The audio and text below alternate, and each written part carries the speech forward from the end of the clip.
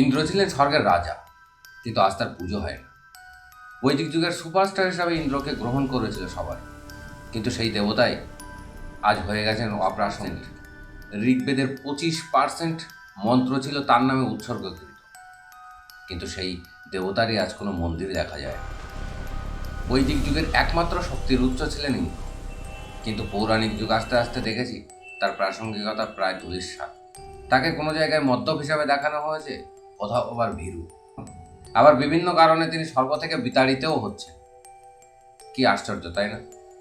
কিন্তু এগুলো কেন হলো, সেই প্রশ্নের জবাব জানতেই আজকের এই এপিসোড। পুরানো প্রেরণায় আপনাকে স্বাগত। শুরুটা হয়েছিল বৈদিক যুগে, ডাইরেক্ট আবির্ভাব। ইন্দ্রের কিন্তু অন্য দেবতাদের মতো শৈশবের গল্প নেই। তিনি ডাইরেক্ট অবতরণ করেছিলেন আকাশের মধ্যে, বজ্রপাত হচ্ছে এরকম একটা প্রাকৃতিক ঝঞ্ঝার মধ্যে। আর তাকে আমরা দেখতে পাই তিনি একজন সম্পূর্ণ পরাক্রমশালী যোদ্ধা। তিনি শক্তির একমাত্র আধার। তার জন্ম নিয়ে মতান্তর আছে। কেউ বলেন তিনি কাশ্যপের পুত্র, আবার কেউ বলেন আকাশ অর্থাৎ দৌষ্যের পুত্র। আমরা তার জন্ম নিয়ে বিস্তারিত আলোচনায় যাব না। কৃষি নির্ভরশীল বৈদিক যুগে যে প্রকৃতির একমাত্র শক্তিরূপে এত বড় ভূমিকা পালন করেছে, যার নামে ঋগ্বেদের 25% মন্ত্র উৎসর্গকৃত ছিল, সেই দেবতা আজ কেন অপ্রাসঙ্গিক? এটা কি ধর্মীয় বিবর্তন, নাকি যুগের পরিবর্তন? ইন্দ্রের সব থেকে বড় কীর্তি ছিল বৃত্রাসুরকে বধ করা। বৃত্রাসুর ছিলেন খরা আর বিশৃঙ্খলতার প্রতীক। ইন্দ্র সোমরস পান করল আর বজ্রের আঘাতে বৃত্রাসুরকে ধ্বংস করে দিলেন। পৃথিবীতে জল এলো, পৃথিবী আবার সবুজ হলো, খরা কেটে গেল। এখান থেকে ইন্দ্রের মাহাত্ম্য অনেক বেড়ে গেল। এই ঘটনায় তার নাম হলো পুরন্দর। পুরন্দর শব্দের অর্থ যিনি শহরের দুর্গ বা বাধাকে ভেঙে দিতে পারেন। তিনি বাধা ভেঙেছিলেন, অর্থাৎ তিনি সত্যিই পুরন্দর। একজন রাজার যেমন শৌর্য থাকে, ইন্দ্রেরও ঐশ্বর্য ছিল সেরকম বর্ণিল। তার প্রধান অস্ত্র হলো বজ্র। এই বজ্র তৈরি হয়েছিল দধিচির হাড় দিয়ে, তার ত্যাগের বিনিময়ে। তার আর অস্ত্র ছিল বিজয় ধনুষ, আর সব থেকে যে অস্ত্র বেশি ভাইরাল সেটা ছিল বাসবী শক্তি। হ্যাঁ, সেই বাসবী অস্ত্র, যার বিনিময়ে তিনি কর্ণের কবচ কুণ্ডলকে নিয়ে নিয়েছিলেন।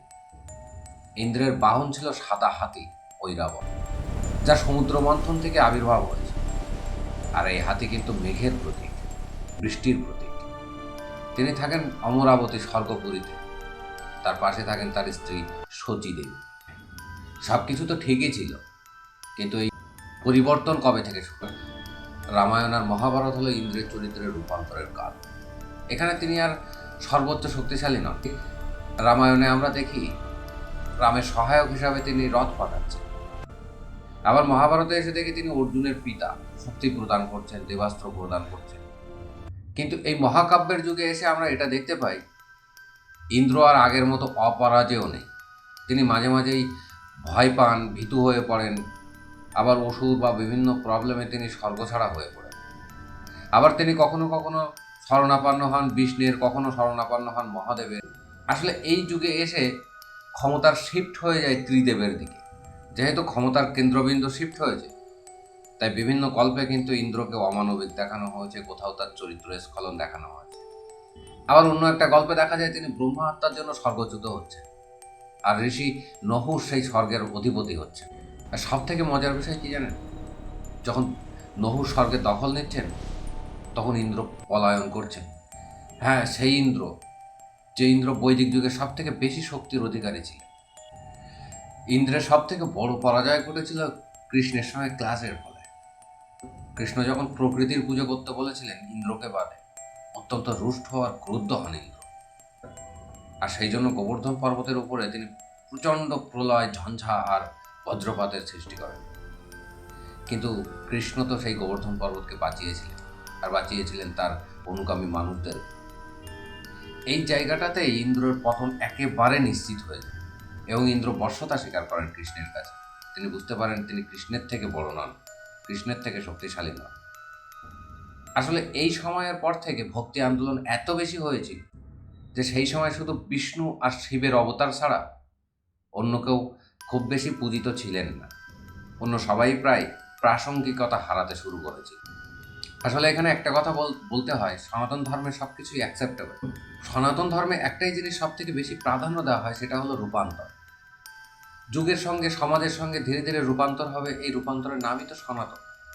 তাই এক কথায় বলা যায়, ইন্দ্রর কিন্তু শুধুমাত্র রূপান্তর হয়েছে, তিনি হারিয়ে যাননি। তার নাম তো আজও আমাদের কাছে প্রজ্বলিত। বৈদিক যুগে তিনি ছিলেন অদম্য শক্তির অধিকারী, প্রকৃতির শক্তির একমাত্র আধার তিনি। অথচ পুরাণে এসে আমরা দেখছি সেই দেবতা শৃঙ্খলাবদ্ধ হয়ে ধীরে ধীরে প্রাশাসনিক দেবতায় পরিণত হচ্ছেন। বিভিন্ন ঘটনা আর গল্পচক্রে আমরা এটা জানতে পেরেছি যে ইন্দ্রের জীবন কাহিনী আমাদেরকে অনেক কিছু শেখায়। অত্যন্ত সহজ, কিন্তু অহংকার আর নৈতিকতা স্খলনে কিন্তু পতন অনিবার্য। আসলে ধর্ম আর সমাজ সময়ের সাথে সাথে পরিবর্তিত হয়, বদলে যায়। ইন্দ্রের এই অপ্রাসঙ্গিক হয়ে যাওয়াটা আসলে প্রাচীন ভারতের সমাজ ব্যবস্থা পরিবর্তনের এক প্রতিফলন। এখন প্রশ্ন হলো, আপনারা ইন্দ্রকে আজ কিভাবে দেখেন? একজন হেরে যাওয়া দেবতা হিসাবে, নাকি বিবর্তনের এক নীরব সাক্ষী হিসাবে? কমেন্টে জানাবেন অবশ্যই। হ্যাঁ, এপিসোড ভালো লাগলে অবশ্যই লাইক, কমেন্ট, শেয়ার, সাবস্ক্রাইব করতে ভুলবেন না।